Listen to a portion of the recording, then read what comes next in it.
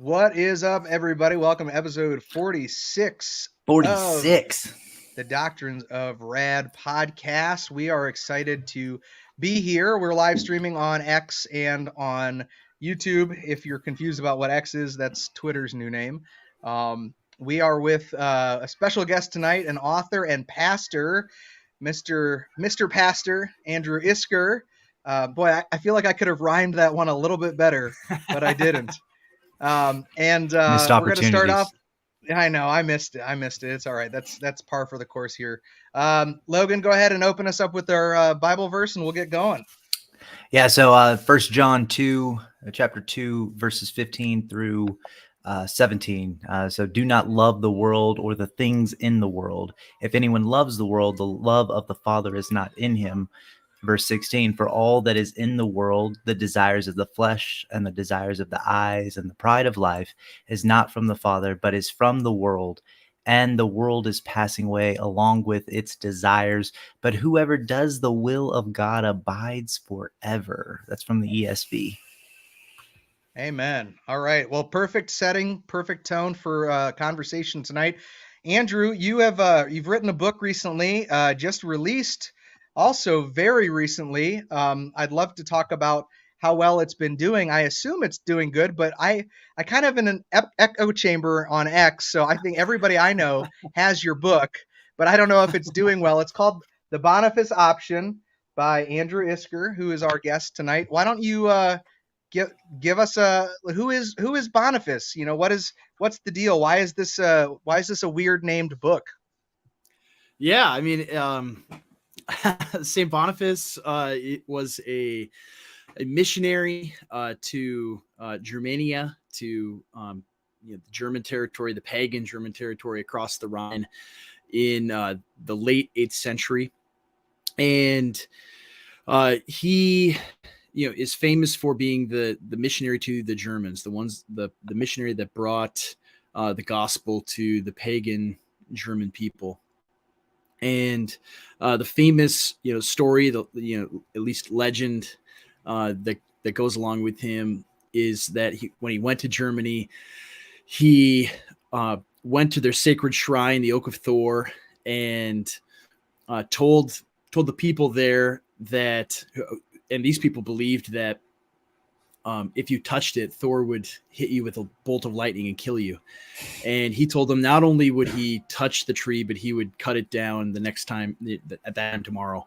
And so he comes and he swings his axe, and a wind comes from the heavens and knocks the tree over. Right, that's the legendary story that goes with St. Boniface. And I remember reading that when I was in college, almost 20 years ago. In an issue of Table Talk magazine, by R.C. Sproul and Ligonier, and reading that story for the first time, and I'm like, wow, why have I never heard of this story before? This is amazing. And of course, because you're not Catholic.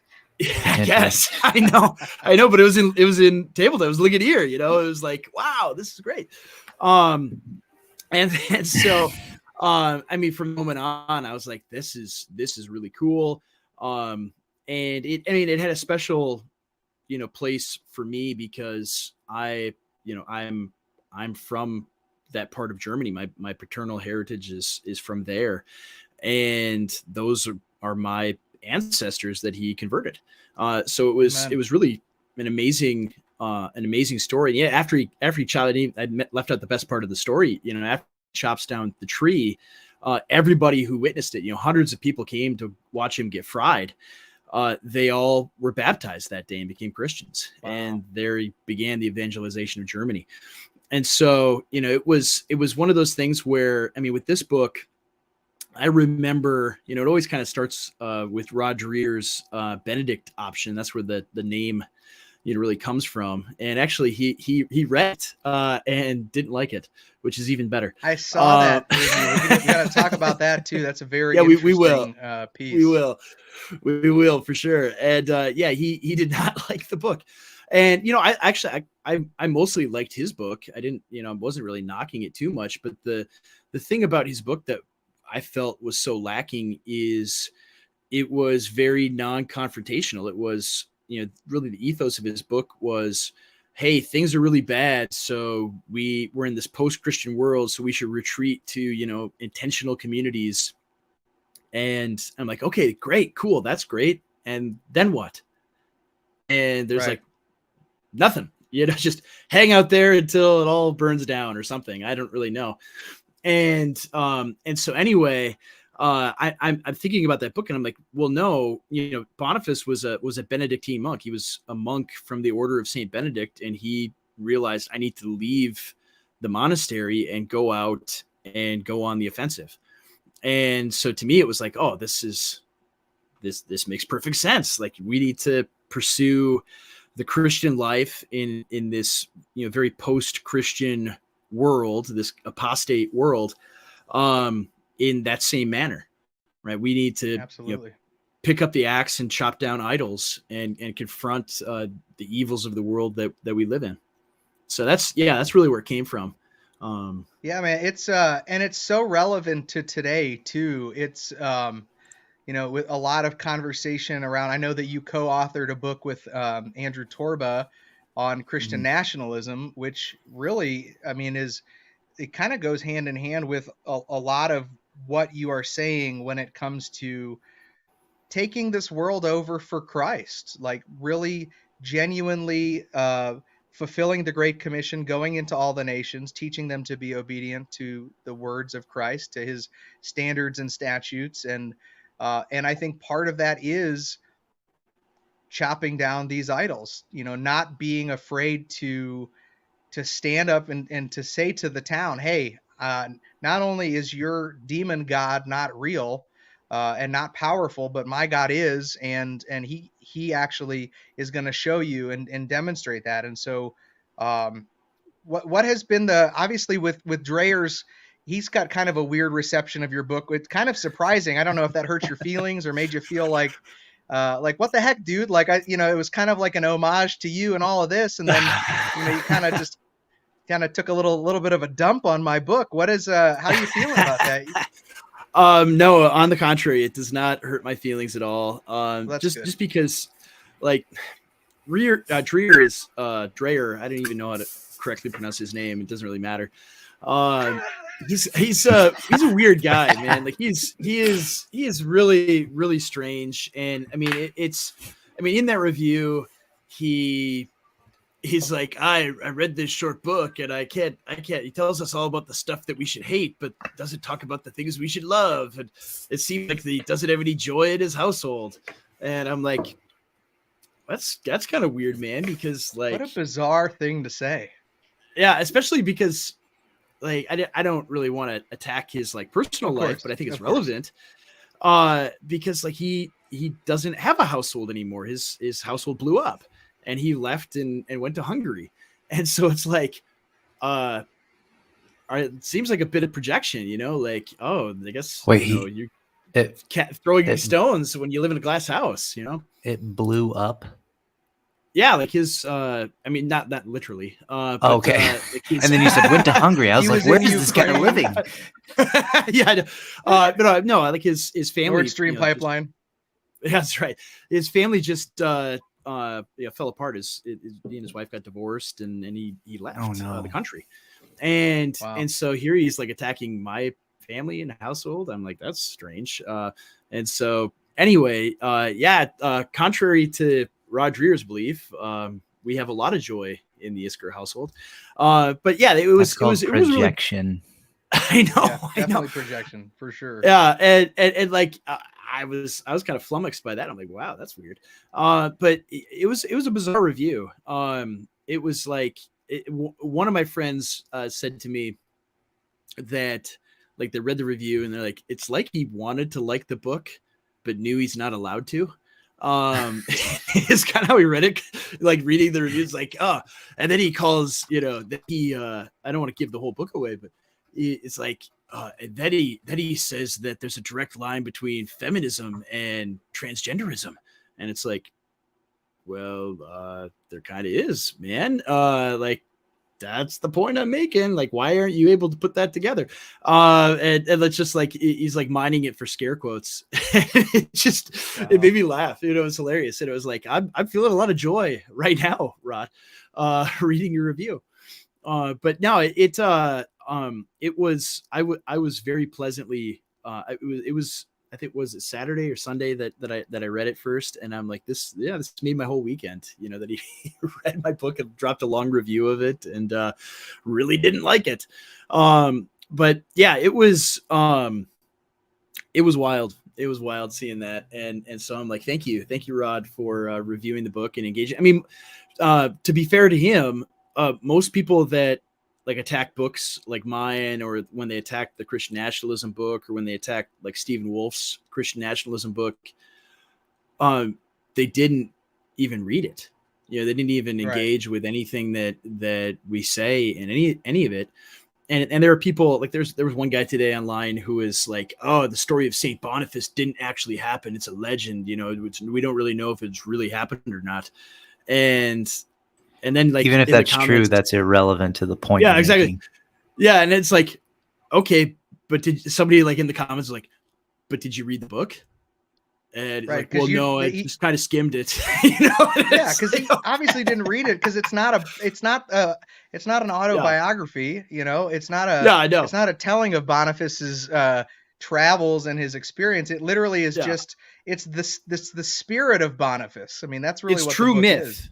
It's true myth. Like my friend Brandon Meeks, wrote on Twitter, on X, today that it's I think he referenced C.S. Lewis and talked about like that whether the events in question actually happened or not is not relevant to the fact of what the story means. So the meaning of the story means more whether it's true or not, whether it's just a legend or if it really did happen in reality, or in some or parts of it happened. So I think you get some of these bizarre things where it's like they really don't want to engage with what I have to say, and like I think I maybe have like 4 or 5 pages on the story of St. Boniface, and it's like a 180-page book. And so I got a lot of other stuff to say in the book than that. Yeah, there's no way he's a fake person, right? They don't make fake saints. Yeah. Right? Yeah. No, he really existed. There's still dioceses that exist today that he like helped start. Yeah. Yeah. And Fulda, Germany. Like it's and there's several more saints. You go to, There'd be no Martin Luther. I know. It's like, I don't know if that's a connection, but I mean, it kind of is, but yeah. Kind of. Yeah. So, okay. So him living a monastic lifestyle leaves to become a missionary, but most people at the time were going into the monastery to be pious. So he was actually reversing everything he just did. Right? Because that was the goal, was to be a monk meant you were more pious than all the other believers or teachers around you. Yeah. And especially within like medieval Christianity, it was their job to be, to be the extremely faithful people for everybody else that couldn't, right? That was the function of the monastery. And and he was also, he was very talented and well thought of, and he was going to be made the abbot of his monastery. He was going to lead the monastery, and it's a very prestigious and somewhat cushy position, even in the Middle Ages. And he said, no, I'm going to go be a missionary. I'll probably get killed. He actually did get killed. He was martyred at he was martyred in 754, right? Yeah. I think so. I can't remember the exact date off the top of my head. Circa 700s. Sometime in the 700s. And he was martyred by a band of Frisian raiders. And like, that's the people that my paternal lineage comes from, is the people that actually martyred him. And that because of his efforts, like they were eventually converted. And full circle. Here you are writing on it. I know.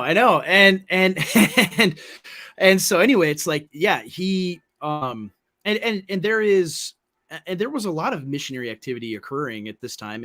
Part of it, some of it, we could go back to the Christian nationalism stuff, but like a lot of it is church and state were not these separately hermetically sealed things in the Middle Ages, obviously. And because the Frankish Empire was expanding, they were pushing eastwards. They wanted to Christianize the pagans on their borders. And so the Frankish kings like Charlemagne and his sons helped fund these efforts. So these were, they kind of went hand in hand. And so, you have that theme as well, that here you have kings supporting the church and supporting the evangelization of these non-Christian peoples near them. And there was quite a bit of missionary activity in this time. We kind of only think, when we think about missionary activity, we think of like, Hudson Taylor, or people in the 19th century going to the Far East or to India or wherever. But even during the Middle Ages, there was, Christendom didn't like happen out of nowhere. It wasn't just like it was spontaneous and just all of a sudden here are all these European peoples that are Christians now. Like, men had to go there and share the gospel and even be killed for the sake of the gospel, for all of these peoples to be converted and for, really all of our ancestors to come to Christ. So it is very, meaningful, especially like, when you learn and study church history stuff that kind of, growing up, even with, within evangelicalism kind of is withheld from us. It's kind of a blank spot for a lot of us, where it's like, oh, you have the early church and then a bunch of nothing, and then the Reformation. It's like, oh, just this. We don't really know what happened in the intervening period, but there's so much for us to glean from and to know our history and know our heritage that it's really a shame. Yeah, I agree with that. Yeah, I like that you talk about our heritage, because there's a lot of conversation today around heritage, around cultural upbringings and backgrounds and all of this, and it's like, I think people really fail to realize that in our culture, especially in America, we come from a very rich Christian heritage. Just founding this country, just getting to where we're at.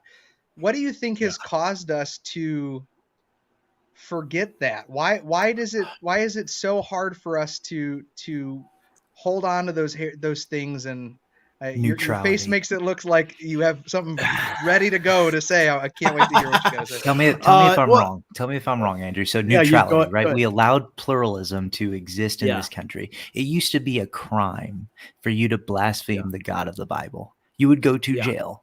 Yeah. And then it was not that long ago. I don't believe in your God. Yeah, the 1890s, right? Yeah. And all of a sudden it was like, well, I don't believe in your God. Oh, well, I guess we can't throw you in jail for something you don't believe in. Absolutely not. Yeah. That was not the standard that we had. Yeah. It's like, they're bringing like blasphemy laws to Western Europe today, but only for the Prophet Muhammad. It's you can't, you go to jail for that. If you go to England and say bad things about Muhammad, you can say whatever you want about Jesus, but not, you can't offend Muslims. Right. But no, exactly. There was, a lot of it.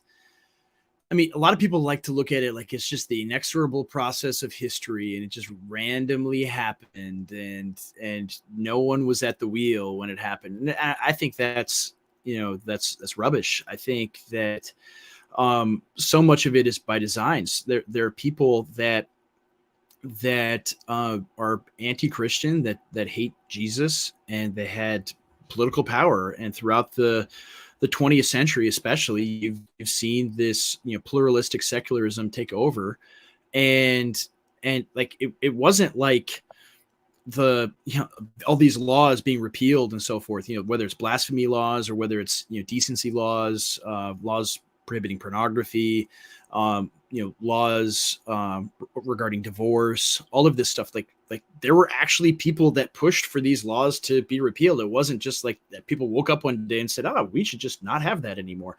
Right. So there was a political and cultural force driving this stuff. Some of it is just the revolutions politically that have happened since really 1789. And you have this leftward push, this very egalitarian progressive push to destroy the church, to destroy Christianity, destroy Christian influence in not just American society, but really all Christian societies everywhere. And so I think that's the reason why, on the one hand, and on the other hand, within the church, among believing Christians, we haven't had any defenses up regarding this stuff at all. We just think, Yes. We just assume secularism. We should assume that this is normal and the way that things should be. That, we can't have a Christian nation because that would be offensive and oppressive to people. We would be loving our neighbor if we did that. It would be offensive and oppressing to their sin. I know. And this is for for your benefit that we say don't do these things, because God says it's for your benefit. And it isn't so much like, you want laws to punish sin, and you're gonna make every sin a crime. And it's like, that's not how Christians governed their societies. They didn't make every sin a crime. They made crimes that God says are crimes. Made crimes criminal. Yeah. It's like, pretty simple. Being a witch, you get burned. Like, it's those were things. Don't do that. Like, there's some stains on the church. Yeah. And it's like, don't do things that God hates. But for real, so anyway, the things that have driven it, all sorts of various ideologies and all of that. But I think fundamentally, a lot of it has been the reticence of the church to be able to fight back in any meaningful sense. That we fear conflict. We think that any kind of conflict is not Christlike. You hear that all day long, all over the place. I think I told the story. I'm pretty sure I did in the conclusion of the book about when I was in college and in campus ministry. We there was a pro-choice, pro-abortion group that had a table in our student union, and all of my friends, we kind of hung out in the same spot in the student union every day between classes, and that's where you go hang out with your buddies in between class. And so I was in class, and I get out of class, and somebody comes to me and says, "Hey, did you hear what?" I won't use his name because now he'll get canceled. People figure out who it is and get him fired from his job. But did you hear what your friend did? I'm like, no, I didn't. What did he do? And like, well, he went and he has, because has a certain package for school or whatever. He has unlimited printing, right? Unlimited color printing down in the library. And he went and he printed off full color pictures of aborted babies and went over to that pro-choice table and just dumped them on the table like confetti. And that was, I have to say, that was so unchristlike of him to do that. Oh, wow. That really ruined our witness here for him to be that way. So tired of hearing that, dude. I'm just like, what? What are you talking about? Why didn't you go with him? Why didn't you help him? Why didn't you defend him when they started yelling at him? What do you mean on Christ? Do you even know who Jesus is? Right? Have you ever read the Gospels? What do you think Jesus would do if these people sitting over there saying we need to chop up little babies? Right? What is going on? One of the primary things that have happened in our lifetime that really plays into what we're talking about is the Obergefell ruling about federalizing gay marriage. And, where was the church in the midst of this? I mean, this is something that I can very easily remember. And honestly, I shame on me for not really thinking much about it at the time. I mean, I was probably in my young to mid 20s when it happened. I can't, looking back now, it's like, boy, if I had the same mindset that I have right now, and this was being talked about, it would be a lot bigger of an issue. So the church really has dropped the ball. And I think it goes back to, I remember obviously Roe v. Wade is part of it. How long ago was the Scopes monkey trial? Wasn't that a big thing when it came to evolution too? Like that was a big 1923, I think. Yeah. So that wasn't like super, super long ago, within the last That's 100 100 years. years. That's 100 years ago. That's a century. Now. Yeah. Right. Yeah. So like I think that's the point that you're making though, Andrew, is that like Christians in general we've been bench players. We've been sitting on the bench on the sidelines for far too long, allowing secularism to dominate to the point now where we're waking up and frustrated because here we are.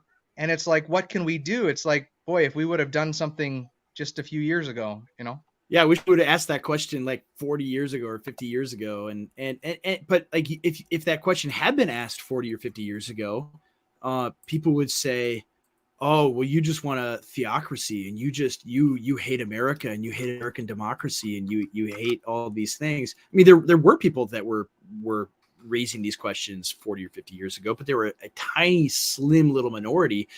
And the majority of the church, the majority of the evangelical church that is conservative, believes the Bible, for this entire time. I mean, there have been a few things going on. One, we kind of mentioned it, is that it's totally non-confrontational. It's very feminized. It doesn't want to fight over anything, and it certainly doesn't want to engage in anything political. And I mean, you read the Bible. Like I've been preaching from Judges through 2 Samuel, and like that entire thing is political. It's about who's the king, who's leading the nation, how does he lead the nation, what does he do, and it's like, how could you not be like Jesus is a king?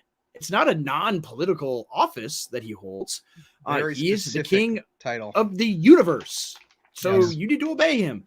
And it boggles my mind it's this way, but we've been, almost pathologized into this mindset of we can't ever say anything about politics. We can't ever say anything about culture, because that's very judgy. We don't want to be judgmental and we don't want to be offensive. And so that's part of it. So we have a whole mindset. We have a lot of things going on there, right? So I think it was like in the 90s, or maybe that's the only time I can remember. So I don't go any further back than the 90s. So it's when the world began. You have people that, like, and my dad used to say this all the time, I don't go to church because there's a bunch of hypocrites there. Yeah. Right. It's like, I don't go to the gym because that's where all the fat people are. Yeah. That's the reason you go to the gym. There's some fat people at the gym. Yeah. But so we started trying to seek people more than just preach the gospel. And in the process, it's like, we want to be nice. We don't want to judge people. Yeah. A lot of churches did some bad things where they're like, oh, kick the prostitute out versus, giving her a blanket and, showing her Jesus, right. Being his hands and feet. So obviously we failed to do a lot of things, or a lot of bad churches failed to do a lot of things. Most of the deconstructionists that I talk to are straight out of a like oneness Pentecostal church. And they're like, oh, this is Christianity. Like, no, that was a cult. Right. Yeah, so we have, so then the church is trying to balance this. Like, we want to reach people, but we also want to get rid of the stigma about us. Right? Instead of just, hey, here's the information, deal with it in your own way. Like, either you're going to accept it and submit to it, or sorry. Like, those are your two options. Yeah. I mean, I think a lot of it, you're hitting the nail on the head there, that in the 80s and 90s, you had the seeker sensitive movement really take off. And it really dealt with a lot of those things where, there's a lot of bad churches, a lot of mean people that you've encountered, and we're not like that. We're nice. And the Jesus in the Bible, he's really nice. Just like Mr. Rogers, who's a picture of Jesus, holding a lamb, and over here's a bunch of little kids, and he's so gentle and sweet. And it's like, he is. That's true. But he also confronted his enemies and fought with them, so much so that they killed him. And you didn't ever see that Jesus ever displayed in those churches. And the result is you get things like Obergefell. You get things like, transing today, because we were terrified to ever confront any of it. I remember, when Obergefell was happening. I remember when in my state, Minnesota, was the very first state to because in the early 2000s, there were Christians. I don't want to say that there weren't Christians that were active politically. There were a lot, and one of the things they did was they passed gay marriage bans in all of these states, including like California in 2008. Right, so not that long ago, California was actually pretty conservative to be able to pass that, and yet my state in I think 2012, 2011 or 2012 was the first one where it failed in Minnesota. It barely failed, and I remember when that was going on, like I was writing in defense of it and writing online, and people like Christians, people I went to college with, all these people I went to campus ministry with, are acting like I'm just this evil, horrible, awful person because, well, you're judging sinners and you're not being very Christ-like because you're saying this is wrong and bad. Jesus would want gay marriage. Apparently, that's the conclusion they reached apparently, and it's like, what are you talking about? Like, what Bible are you reading? How do you not get this? And I mean, some of it is like you look at guys like Russell Moore, who talk about how cultural Christianity is bad and it leads people to hell. And it's like, granted, some people can be nominal Christians and not really know Jesus in a Christian nation, for sure. But that's the downside, sure. But the downside is a million times better than today, where Christianity is being eradicated from all of public life. Where if you hold to what the Bible says about homosexuality or anything else, if you just like publicly believe it, you'll be depersoned. You'll be fired from your job. So like, what are you talking about that cultural Christianity is bad? And so, yeah, I mean, it's that whole ethos of being inoffensive, of being nice and not confronting anything, not being, bold in any way, just show, if we're just really nice to people, they'll want to be Christians too, because they'll see how nice we are. And the nicer we are, the more Christian they'll want to be. Like, that's the entire ethos of the seeker movement. That's really the ethos of American Christianity for the last 30 or 40 years. But here's the thing: we are supposed to judge, right? Like, I'm going to hold Christians to a different standard than I am for the lost. Like Paul says, what is it to me what the non-believer does, right? But for the church, I'm going to kick you out of here and turn you over to Satan so that your soul is saved, right? Yeah. And I think we just, I don't know, like maybe overdid one, like, for the Christians, we'll show more grace to our brothers and sisters and not hold them to the standard. But for those people that have a different sin than me, we're going to, you burn them at the stake, right? So there definitely has to be a lot of correction. I think we have done that and we fixed it. Now we need to push back, or we will lose this nation too. I gotta tell you, I have a weird conspiracy, and it's gonna maybe you guys will feel it with me a little bit, but let's think this one out. So I think that the Westboro Baptist Church was a psyop against Christianity. Oh yeah, because definitely. If you that's a really good conspiracy theory. Because I buy that 100%. Yeah. Okay, cool. So maybe it's less of a conspiracy. So, because I mean, during all of this time that we're talking, even back to 2008, I feel like social media was littered with all of what Westboro Baptist was doing, and then you had all of these churches that were throwing their hands up, being like, "No, we're not like that. We're not like that." Those mean people, right. And then, in 2023, why do I feel more leaning towards Westboro Baptist Church than I do mid-Eva, big Eva churches? I at least don't think you actually are, because at this point, I don't care what anybody thinks. I mean, I really don't. If that's what they want to lump me in, that's okay. So I would say that we wouldn't need a conspiracy theory for that. The people grab the Bible and then they just go make their own church without any kind of authority or any kind of calling, and they just misinterpret things. The next thing you know, so I don't even think we need some kind of psyops option. The Westboro thing was, I mean, I think it was, or at least it was. I don't know if it's Genesis was like the FBI or George Soros or somebody said, "Hey, Right. Fred Or, Phelps, or go do this and make the Christians Right. look bad." or just a I bad reader. think, yeah, I think, I mean, well, one, I remember years ago seeing like it was like a Reddit Ask Me Anything or something, something like that with Fred Phelps's daughter, Yeah. discussing this, and she was totally apostate and everything else, and basically explained that it was kind of it was a big scam.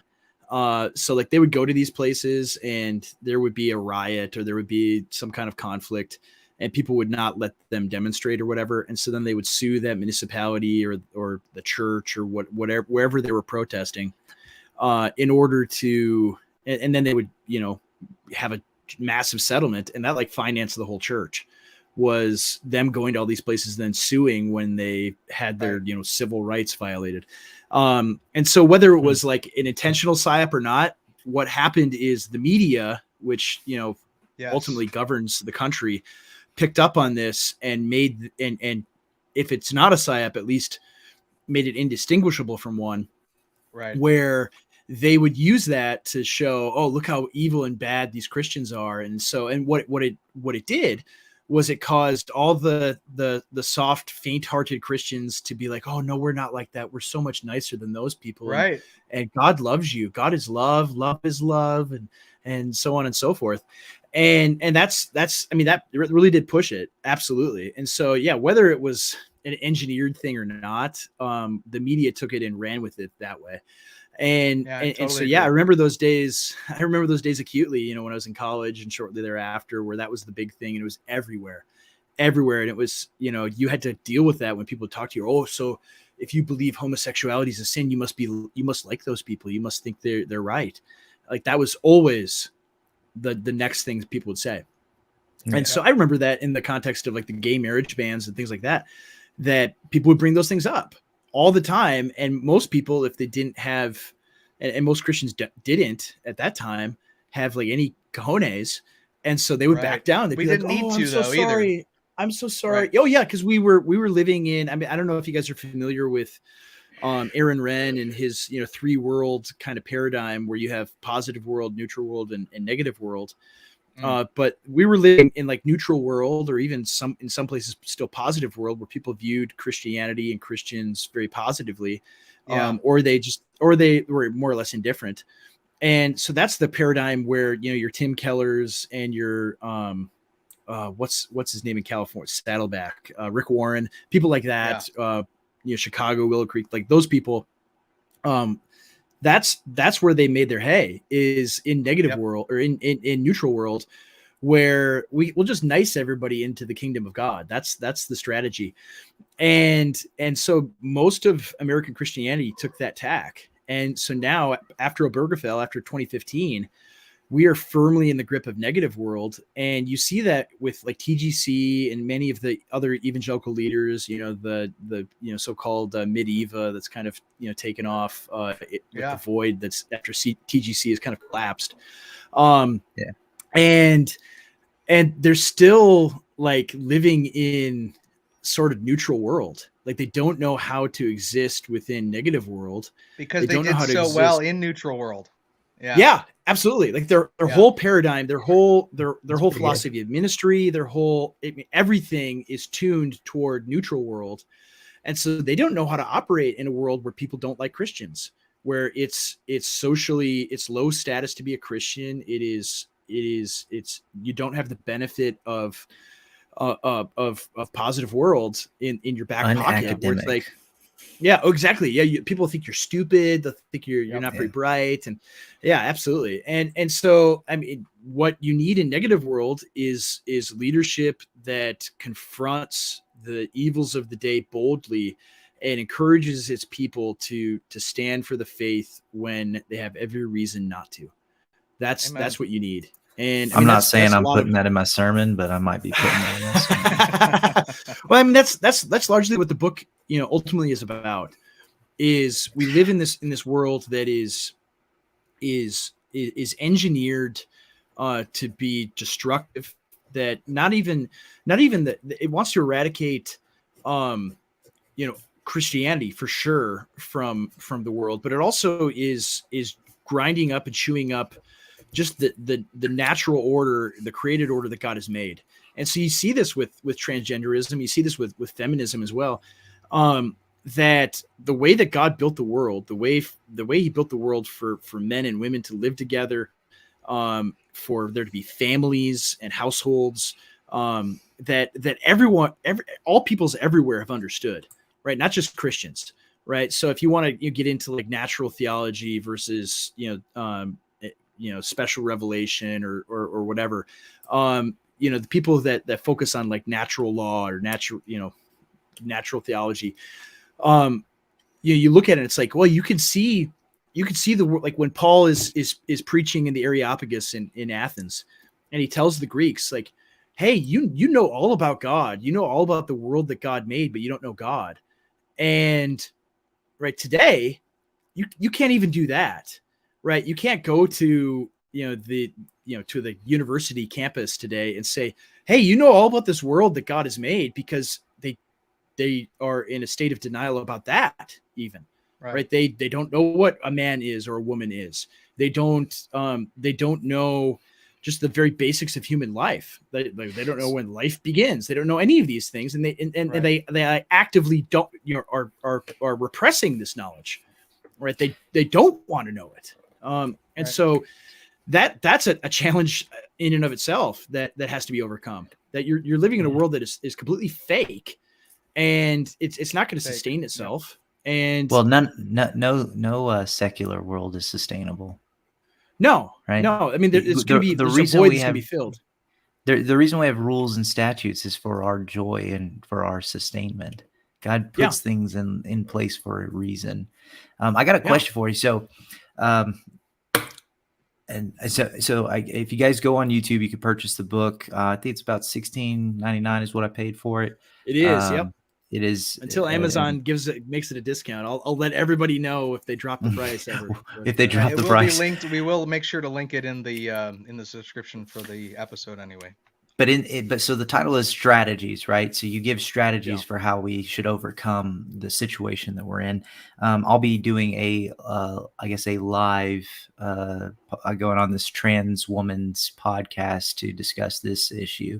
Do you give any tips on like how to? So I plan to just be like, yes, you're male, but no, you're still not woman, right? Don't be gay. Right. That's my strategy. Good luck. Good luck. And I've had very good, cordial conversations with this. So I choose to use his name because it does. I believe this person, right? And I'm not playing a neutral line here. Mm-hmm. Believe they genuinely struggle with actual dysphoria. I'm trying to think of gender dysphoria. Yeah, like it's actually, this person is real about this. Really right? thinks it's not that. like I actually should be on medication. Right. Yeah. And so in these conversations we've had dialogue, and I've said like these two worldviews are colliding in America right now, and they cannot coexist. Yeah. Right. Christianity cannot coexist with the LGBTQ community. Right. There is no neutrality here. So one will have to give. And so what are the strategies that we as a church should be doing? And then what do you see happening in the future? Yeah. I mean, I think a lot of it is just simply telling the truth. That's the first one that we don't do. Our first impulse is to be like, well, if that's how you feel, then we're going to be sweet and kind to you. And we're not going to tell you that like you're the actually Acts 29 video that man. just came out. Yeah. You see that Acts 29 video? That was nuts, dude. Yeah. I didn't see it. Was that all over X? Oh, today. Yeah. Yeah. It's super gay stuff, dude. So if Drew knows something that I don't know, we haven't talked about it yet. I know he got it from his melting pot of groupthink in X that he's got going on right now. Yeah. Sorry. It's pretty bad.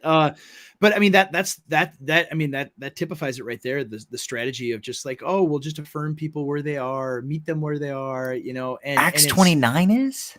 Oh yeah, dude. They're Yeah. you need to be on Twitter more, bro, because Yeah. there is a It's lot bad. coming out about Acts 29 being a It's bad. I real mean, What? grift. How do you fall so yeah. far so fast? Yeah, man. Well, Oh, start being they gay. have.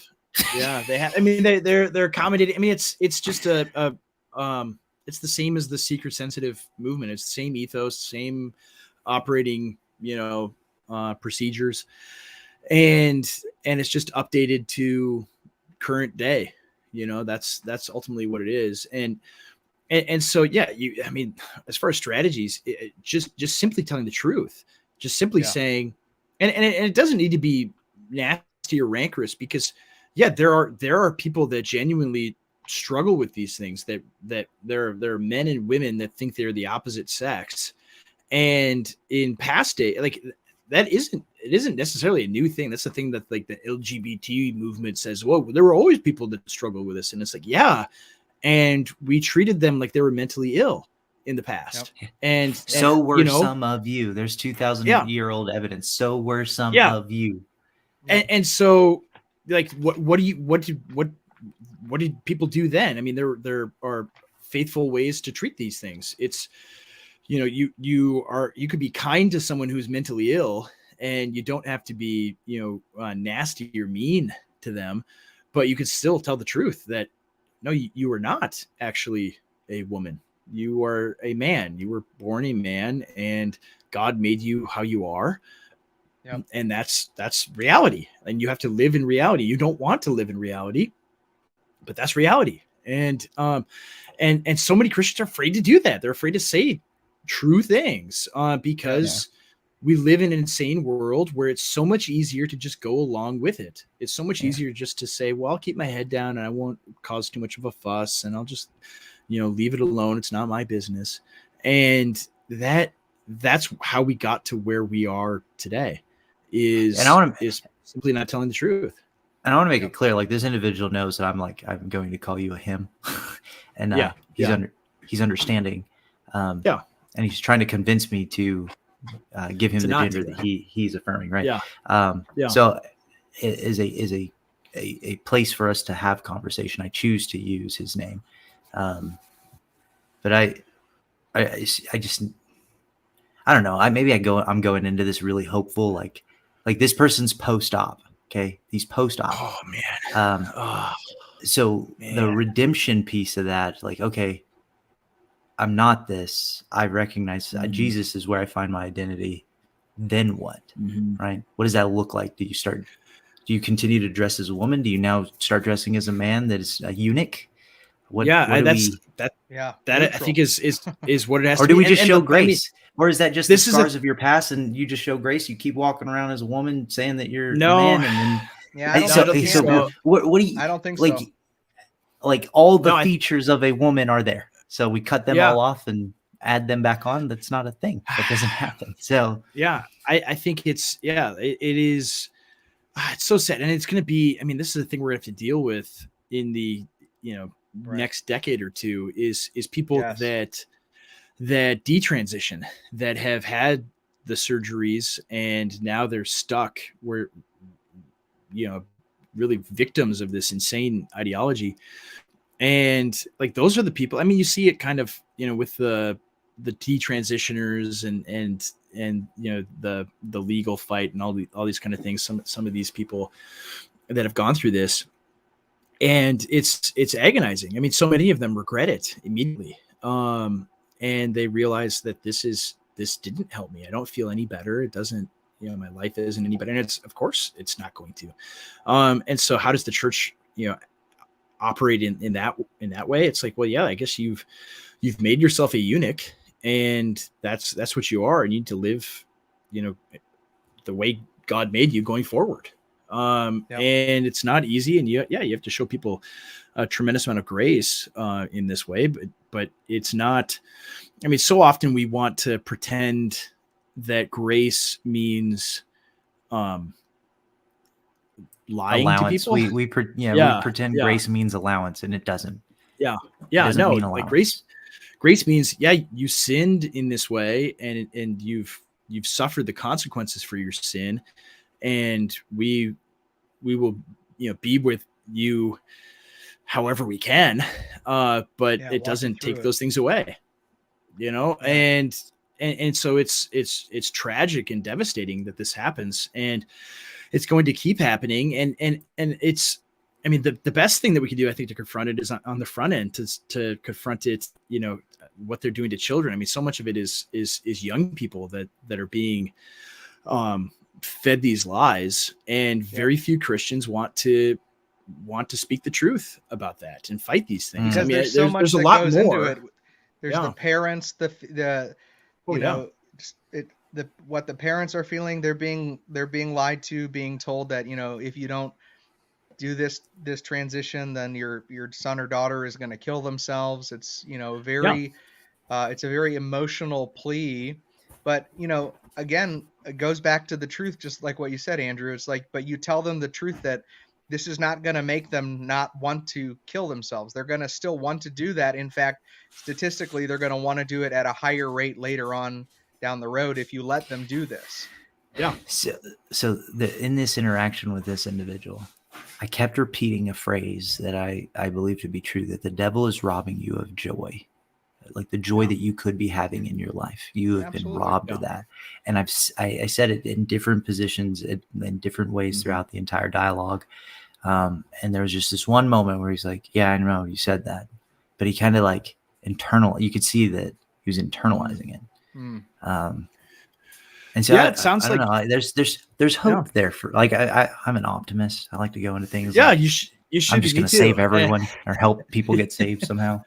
Yeah, I mean, your only other option is to be a cynic and to be pessimistic always. So yeah, that's I think my role. It's good. I have a hard time not being cynical and pessimistic. I mean, I really do try. Like, I feel very content. I feel a lot of joy in the Lord, but I do feel like, I kind of just have this attitude. It's like, sinner's gonna sin, man. And it's hard to break out of that, because I know, like, I want to be more hopeful in the change of people and not be so negative towards the world, which kind of, I want to get back to the book a little bit more. We talked about a lot of different things. First of all, Andrew, I think I'm looking at the chapters again to remind myself. I really think that that chapter 5, Jezebel, was my favorite chapter. Okay. Because I think that the point that you make about this Jezebel spirit, and I think you even use the verse at the beginning of the chapter talking about in Revelation about Jezebel. I'm going to get to it says, Revelation 2:20, nevertheless, I have a few things against you, because you allow the woman Jezebel, who calls herself a prophetess, to teach and seduce my servants to commit sexual immorality and eat things sacrificed to idols. Now, this is an interesting, I know that you're a post-mill guy like me, so I'm sure that there's some implications here on the post-mill side of things. But can we talk about, like, this is this the church in general? Is this a kind of a broad sweeping of, like, the church itself has been allowing this Jezebel type spirit, this sexually sensual, promiscuous, provocative spirit, to kind of dictate the way that the church worships? Oh, we lost him. Which I believe you argue. That was weird. But what you argue in the book is because of feminism, right? That's the beginning of it, or is the sexual revolution and then second wave feminism, like, what builds it? It's hard to distinguish, the first wave, second wave, and everything. I mean, it's really an entire package. It just goes through its progression through, through time, and so I don't try to parse those things out necessarily. It is, I mean, ultimately, it is, this sort of feminized way of life. I mean, you see it. I don't know if I referenced it in the book, but there's, the online phrase, the Longhouse is. Oh yeah, you do. You talk about it in the book. Yeah, and I can't remember if I used the term or not. But it's certainly there. You say Longhouse. Where, yep. Oh, I do. Okay, good. All Yeah, right, you I'm say glad it I did. for sure. I'm glad Because I I did. didn't know what You Longhouse was forget. till like 2 weeks Yeah. ago, and then I read it in the book, and I was like, okay, now I know what that Oh, is. Yeah. yeah. And so I use a little bit of internet lingo there, and people are like, "What is this?" Yeah. And I'm like, "Well, you can look it up for yourself.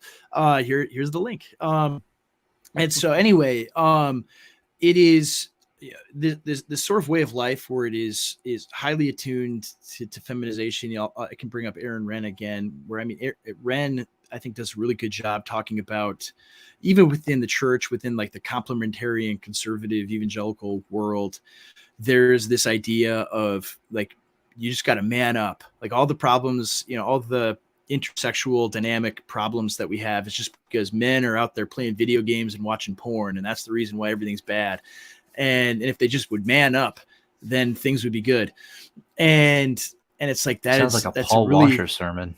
yeah. And it's like, I mean, yeah, those things are bad, sure, but that's not the final, it's you're looking at a symptom, not at a cause.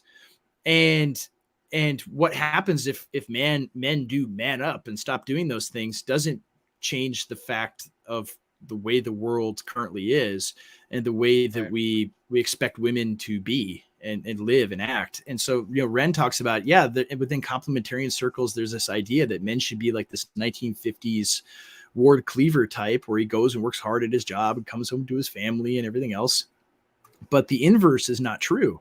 That it's fine to expect men to live that way and hold them to that standard, but no one is going to preach about how women need to be like June Cleaver, who is this dutiful, loving, adoring wife who takes care of her household and so forth. Like that is absolutely verboten. It's like, no, you need to be a girl boss, and you need to have your career, and you don't have any queen. men telling you what to do or what for, like you're an emancipated, strong woman. And like that is not ever touched. And so that's the world that we live in.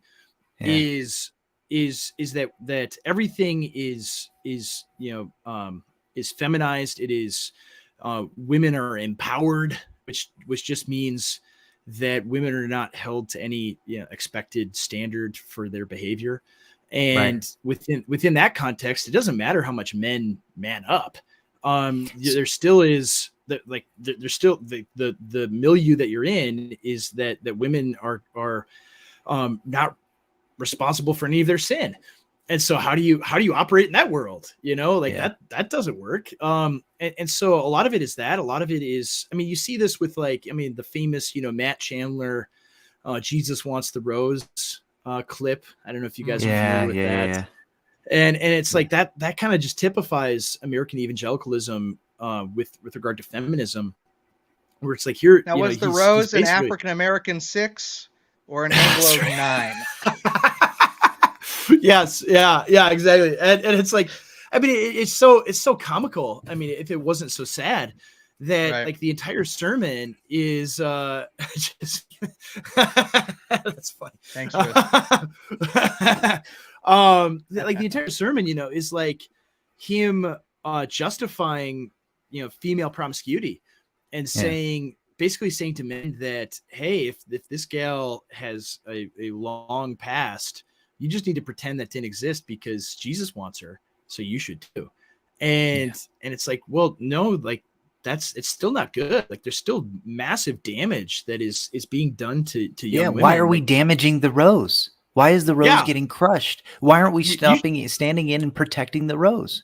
Yes, exactly. It is a seed, is a bud. Yeah. Let's protect the rose.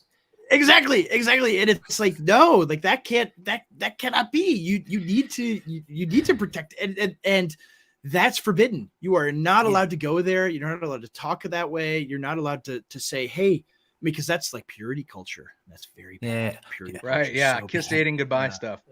Yeah. I don't know who coined this phrase, but I heard it the other day that if I was the devil, I wouldn't attack men, but I'd attack the woman. Right. And we see that in the garden, and we see it today. We're like, wait, what is a woman? Right. Why is it trans women that are like everywhere, right? You're seeing that Yeah. more than you're seeing Men trans becoming men, women, right? So going to he, sports stuff. Yeah. and he Yep. basically said that if the devil attacks a man, right, or manhood, it only affects that one man, right, and maybe his immediate surrounding. But when he attacks a woman, he's affecting an entire generation and a culture. Yeah, the whole Right? society. Because women women are key and critical to the development of adolescent, like our building block for drawing that line in the sand and saying, choose today who you will serve. Me and my household will serve the Lord. Right. Well, and exactly. And like, that's part of like, I mean, just how God built the world is that women are mothers, and they bring life into the world, and they nurture and raise children, and you know, men and women together, the foundation of the household, the foundation of entire society. And so if you can destroy that in women, then you've destroyed everything else. And so it's it's obvious why it is that way. And so it's like that's this big idol that we dare not ever confront, is all human societies everywhere, other than like, you know, random Aboriginal people in like Papua New Guinea or something. You always have these like, you know, Reddit outliers. Anthropologists are like, just like, oh, well, there was a matriarchal society somewhere in the bush of Africa, so that means that that's the natural state of humanity. And it's like, no, it's not. Like, all human history everywhere, you've had households, you've had marriage, and I mean, and the reason you have marriage, from like a natural law or whatever perspective, is in order for men. Well, one, it incentivizes men to pair bond with a woman, so that they know that their progeny is theirs, and that all the work that they do for their entire life gets inherited by children that are theirs. Otherwise, if you just have rampant promiscuity and you don't have, you don't have a household, then any child could be any man's child, and you don't have cohesion throughout generations.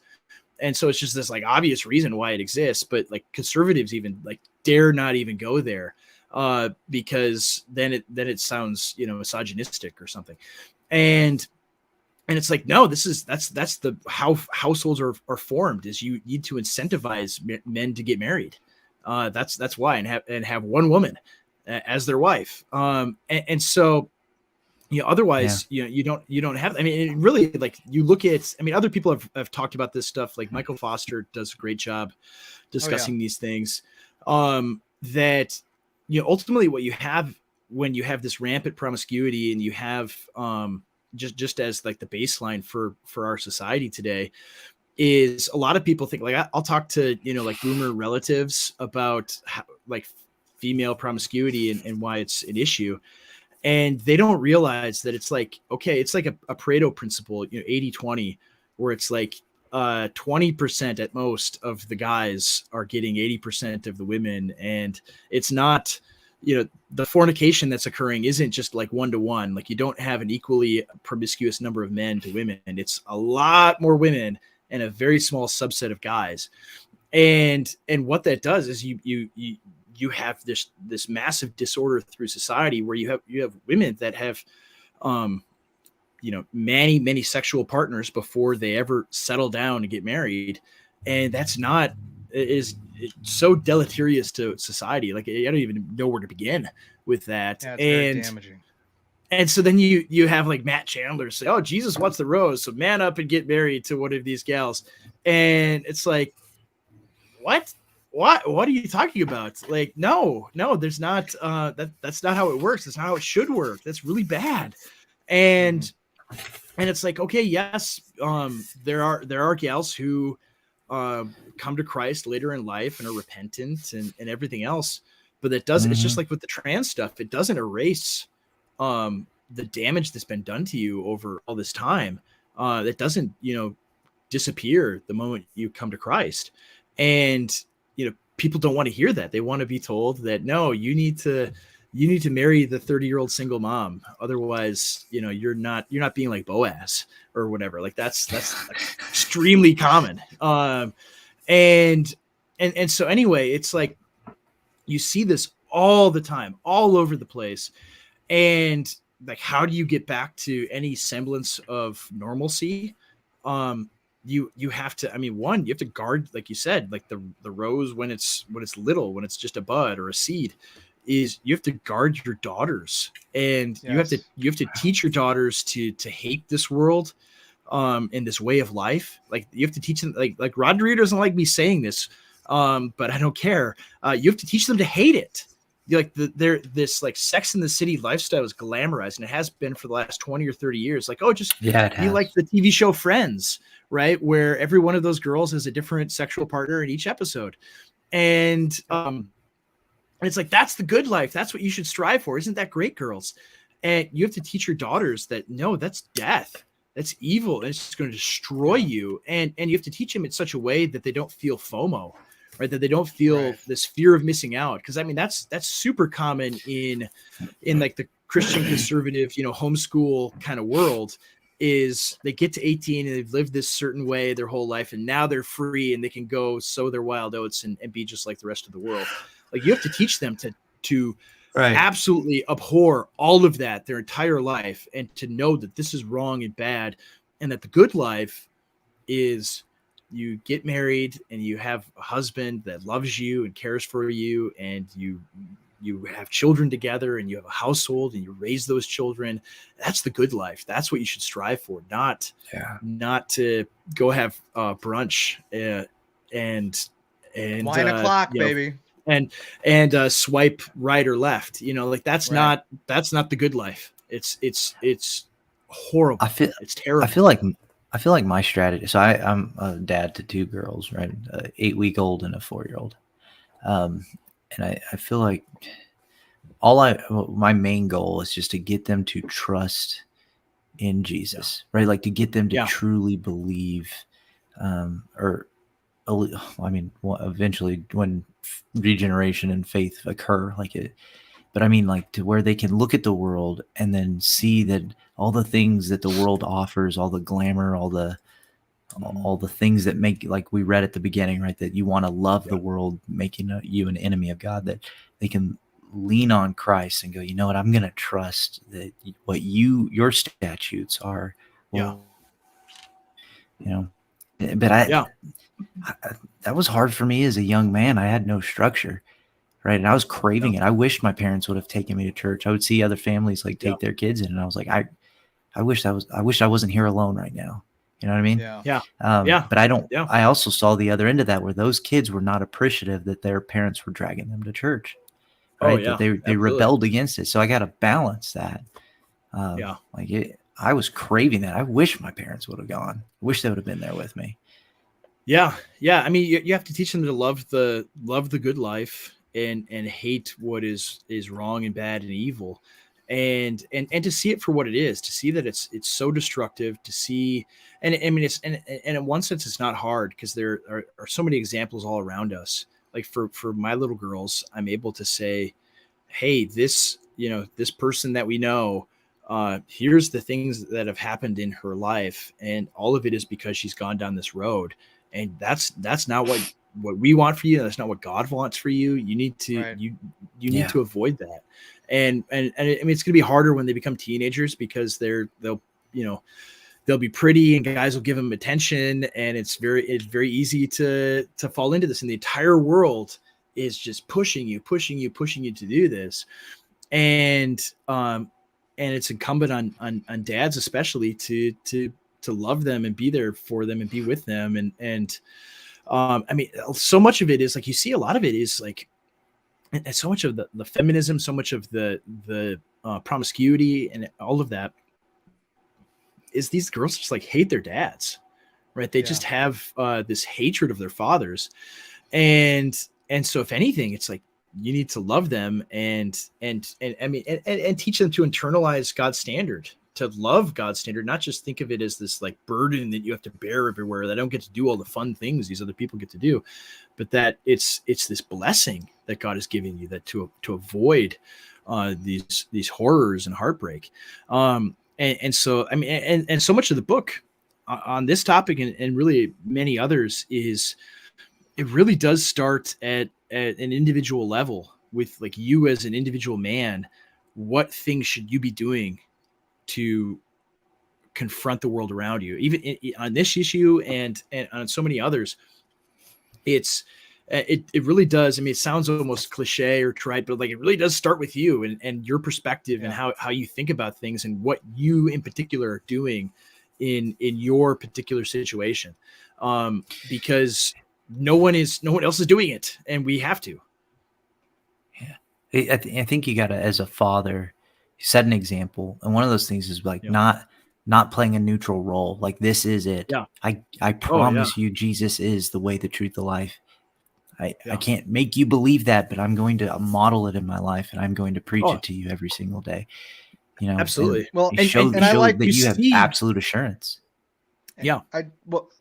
Sorry guys, it's kind of hard. I know we're talking all over each other a little bit. I do want to get back to more of the book focus here, and I don't know how much time you got left, Andrew, so I don't want to.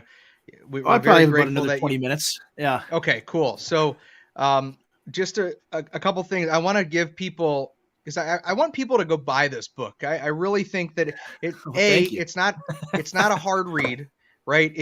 You don't have to be a scholar, you don't have to be in seminary to read this book. You can be a very average Christian and read this and get a lot out of it. And so some of the chapters include, I'm just going to kind of read them out for folks listening. Disenchantment with the modern world. I think we've kind of covered a lot of that topic already tonight in conversation. Is just, hey, this world, as Andrew likes to call it in the book, trash world. I love the terminology. I've heard it on social media as clown world in some places, trash world in the book. Economic emasculation is another topic. Atomized man, biological castration. We talked about Jezebel, which I think is my favorite chapter. Bugmen in the cocoon. Let's talk about what's the bugman, or what are bugmen, Andrew? Yeah, the bugman. The bugman is the modal citizen of trash world.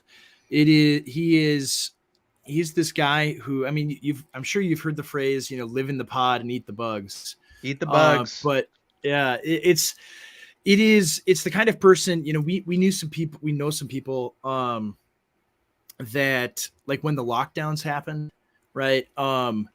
They were overjoyed.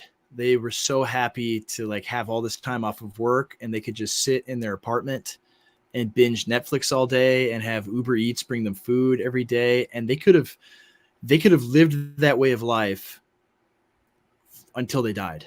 I mean, for the next 60 years. Are. Some of them are still living that way. Yeah. And it's like, you're trapped in this. I mean, you're trapped in this small space and getting food delivered to you.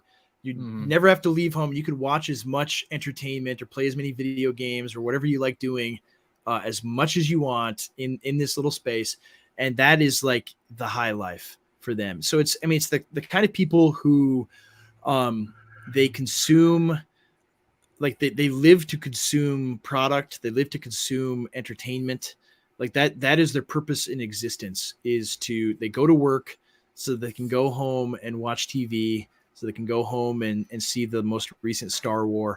And that's their only reason for living. They're totally nihilistic in the sense, like they have no purpose or identity or reason for existence beyond their own fleeting, microscopic pleasures. And I mean, you see this everywhere. I mean, there's so many people I knew that I grew up with or I went to college with, where like that's what their life is.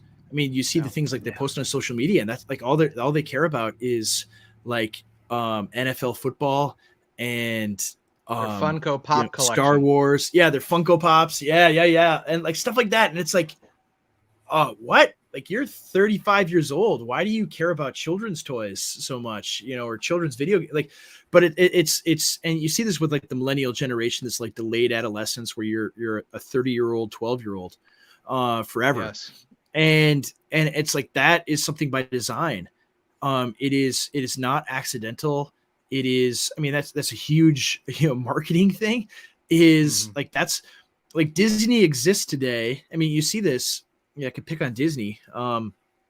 Like all of the remakes, like the live action remakes of the movies that were, cartoons when we were little kids, like Aladdin or Beauty and the Beast, or 90s whatever. They make all these classics. live, and it's like their prime audience for these are 30-year-olds, right? They've designed these people to never have children. They'll have a couple fur babies and not have kids, but so then they can have a much larger disposable income to spend on all these little trinkets and toys and TV shows and whatever else.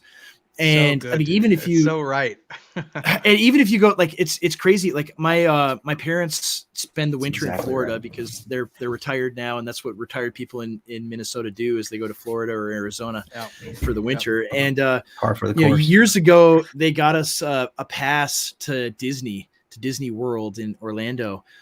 And a couple of years ago, my wife and I went, maybe like 2 years ago, and I hate it there. I mean, I loved it when I was a little kid, but I hate going as an adult. It's awful.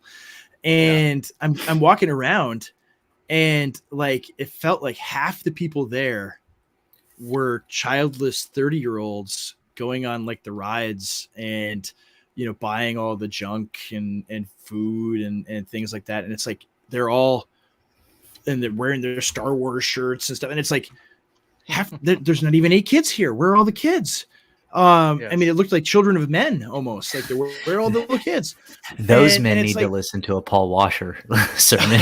Yeah, no doubt. And it's like, it blew my mind. I'm like, they have designed this world to be this way, for these people to live this way, to think. I mean, you see this. There was the video on Twitter, on X, about that made the rounds. I think Matt Walsh retweeted this gal, and she's talking, and you can hear like the pain in her voice. Lady. It's like, oh, I have all my friends that they, on Saturday morning, they have to wake up and take care of kids, but I could sleep in, and I'm a little bit hungover right now. But like you could hear in the back of her voice that she's like despairing. Right. But she's like, oh, my life is so good. And I'm going to watch, a full season of this show. And then I'm going to rewatch this other show, and I'm going to make shakshuka, this Turkish egg dish that was popular a few years ago. Like Malaysian diarrhea. Yeah, exactly. Poverty slop. But anyway, it's like, food.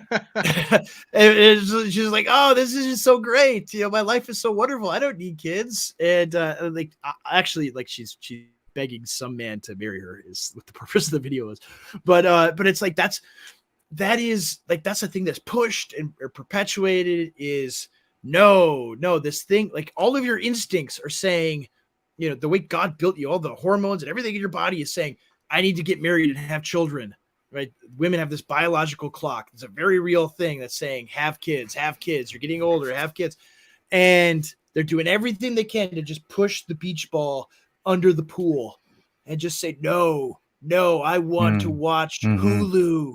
And it's like, that can't exist. Like, it can't exist forever. I mean, it's destroying the entire fabric of civilization, it's going to blow up one way or the other. And so I read about this stuff, and it's like, that's the world that we live in today is people living this way. And it's just this totally hedonistic, and it's not, I mean, hedonistic is probably the wrong word, just because, like, you think of like classical hedonism, like a Roman emperor, having an orgy or something. And it's like, no, I'm going to turn on Hulu. That's my hedonism. And it's like sad hedonism. It's like if the hedonists of the day would have been like, oh, no, thanks, I'm good. I don't want that. I think I'll be a Christian instead. Right. And it's like, those are my options. And it's just, it's so sad and depressing, their way of life that they've designed for. And that's what I say is, like, people have like manufactured this. They've designed this. I mean, there's so many influences. I mean, for one, you have ginormous corporations that you really want to have consumers like this because they buy your stuff and they have more discretionary income to spend on stuff if they're not taking care of kids. You have, if you don't have kids, women can be in the workforce and produce more GDP and work on more spreadsheets. They're not going to be home with children. And so, like, all of that plays into it. I mean, I remember saying years ago, like, if abortion was banned, tomorrow, I mean, not just like the Roe v. Wade being overturned, but like just 100% banned across the board in the entire country, there would be an economic collapse. Yeah, there would be a huge economic collapse. Yeah, because there would be millions and millions of women that would have to drop out of the workforce, and all sorts of jobs would not be done. All sorts of GDP would not be produced. And our entire economic system is predicated upon women being in the workforce. Like, so they didn't. And it's a risk I'm willing to take. Yeah, I mean, me too. Sure, you know, we just let in anyway, we just let in what, 1 million immigrants. We'll figure it out.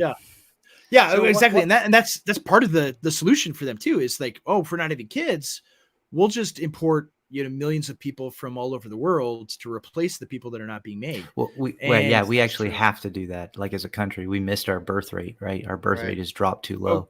So we continue to. 25 years from now, America is going to be in a problem that might cause economic collapse. So one of the terms that you used in the book, Andrew, is I think it's probably one of the best meta terms, because it means so much more than I think people realize.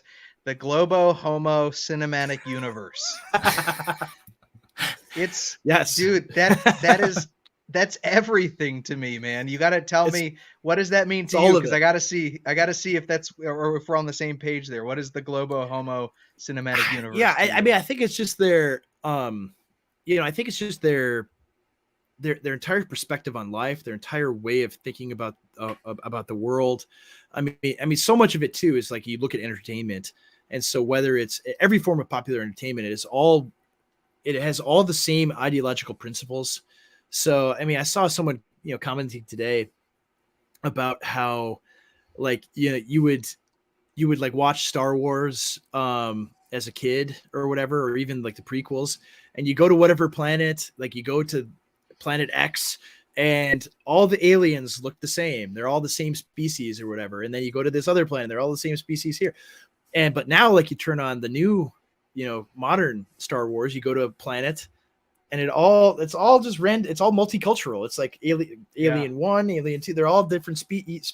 They're all living together. And Hispanic aliens. Yes, that's right. And it's like, so like multiculturalism is this enforced thing everywhere, even in like science fiction.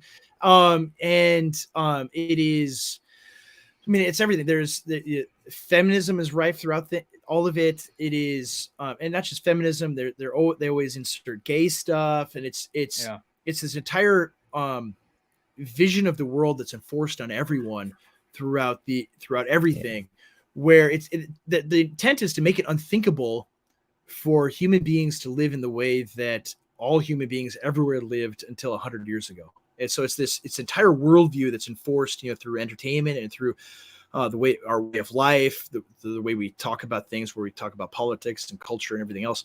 Yeah. Where it's just simply unthinkable to have a household, to have men and women that live differently and have completely different values.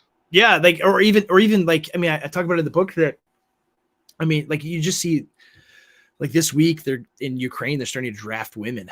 And it's like, if you went back 100 years and said, hey, in the future, they'll be like, oh, I bet the future's crazy. I bet it's really awesome. All the inventions and everything. It's like, in the future, they conscript women for war and just send them off to be killed. And they would think, like, what happened in the future? We need to stop this. What caused this to happen? Like, it would be go back, Marty. Yeah, that's right. That's not our job. That's the man's job. Yeah. It's like, what do you mean? Are there no men in the future? Yeah, they're all the men. No, there's not. Like, they're all actually feminine. Yeah, exactly. Well, and they've killed all of us here anyway, by demoralizing us and feeding us porn and corn syrup and everything else. They've killed all the men anyway. I'm curious what your take on the Global Homo Cinematic Universe was. If I hit all the main points for you there. I feel like I think you did. I mean, obviously there's this tie-in idea within the Marvel Cinematic Universe. That's kind of where that term was coined through the bringing in of, if something happens in Spider-Man, it's going to be tied to Captain America, and it's going to be tied to Iron Man, and then like the new Sony movie is going to have like a tie-in. And so it was just such a meta, because you do reference, kind of the idea that these movies even that come out, it's all regurgitated nonsense. It's all the same thing, repackaged with a different superhero name, and then it's Mm-hmm. then there's a new cultural reference in the movie, but it's all interrelated. And I think you really do hit the nail on the head with what you just explained, is like the feminism does bleed over into the abortion. It does bleed over into the transgenderism. It does Yeah. bleed over into the emasculation, and it bleeds over into the economy. So all of this cinematic universe experience that we are going through in trash world is all fake and gay.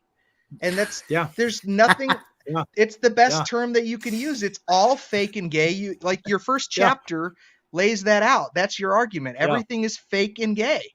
And I Yeah. actually just turned to it. The gayness of fake and gay is not merely some schoolyard slur.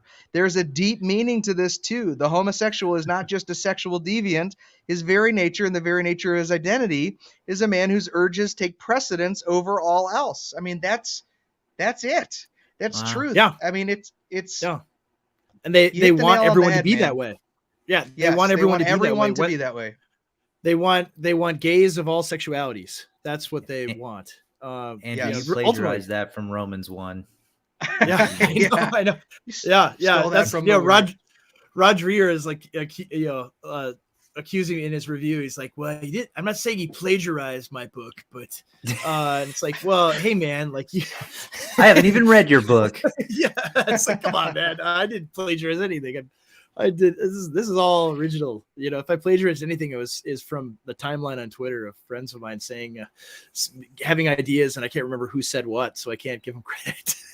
No, and you know what? And Twitter really is kind of the now, social marketplace of ideas. I think it has really been a great place for people to share, thoughts and things that are, you can kind of gauge the culture a little bit by seeing what people are talking about on Twitter, whether Absolutely. it's politics or, the Christian culture. And I do love the fact that we as a Christian culture are talking about Christian nationalism. We're talking about chopping down these idols like St. Boniface. I mean, these are all real, tangible things in today's culture that we need to talk about in society. And so, again, I'm going to plug your book for you, man, but I'm going to give you Thank you. the last 4 to 5 minutes here. If you want to just tell us where we can find you on social media, tell us about your website. I do want to know, have book sales been going well? Have you been selling a decent amount?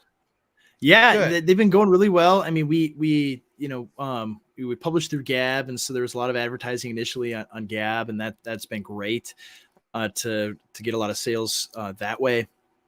And since then, it's been pretty steady, and I think that is even more encouraging. Even though we had initial great sales, we made it to, I think, number 30 on new releases on Amazon. Awesome. It climbed up to that high, which, I mean, there are thousands of books released every week, tens of thousands even.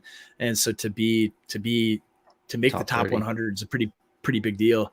Yeah. So a good deal of initial success, but then it still keeps selling pretty well. Like, Torba keeps track of, he's running the publishing thing, and he's keeping track of it, everything. And he's like, it's still going. And I think so now, after it's been out for a few weeks, a number of people have read it, and a lot of it is now, as organic as it gets, where it's now, if it has sustained success, it's because people are reading it and they're saying, hey, you need to read this too. This is really good. And so that's kind of the most encouraging thing, because it's one thing if, like, I write a book and we market it really well and a bunch of people buy it, but they're like, nah, whatever, it's okay. Right. But if, like, they read it and they're like, dude, you got to read this. This is amazing. I'd much rather have that. I'd much rather have, limited early success, but then it picks up steam and tons of people read it because they think it's good, than the other way around. And so thankfully it's been both. It's been, we had a big initial surge in the beginning. People kind of just by reputation that have followed me on social media and things like that are now, we're waiting for it and wanted the book to come out. And then they read it. And they're like, wow, this is good. I'm telling everybody to buy it. They need to read this. So yeah, it's gone great. And so I'm super encouraged. I'm so thankful that you guys liked it. And it is, my main goal, in writing it is, to have conversations just like this one. And not just, me having them with people, but other people having them with their friends and with friends at church, with their pastor. I know a number of people that are like, I bought this for my pastor and I wanted to read it. And I'm like, great, Nice. good. I hope he does. And I hope it encourages him to be bold. Cause especially I feel like, there are a lot of pastors who are, older, kind of in the boomer generation who I mean, I've been in like Bible studies with older pastors that are like seeing the stuff going on. I was like, yeah, I saw, 60 Minutes last night and they had this thing on transgenderism and it was wild. I can't believe this is going on. Like, what's going on here? This is Where you been? It's like, where did this come from? And I'm like, how do you not like, and like, they don't, like, they're totally oblivious. They think that they're living in like 1990 and they have no idea what's going on. And so I'm like, no, you need to see this to like get up to speed, that things are bad and way worse than you think they are. And it's because we have not been preaching boldly from the word of God. We haven't been confronting the things that are right in front of us. And it's time that we change that. Amen. All right. So where can we find you then? You're on Gab, you're on X. Are you on Facebook at all?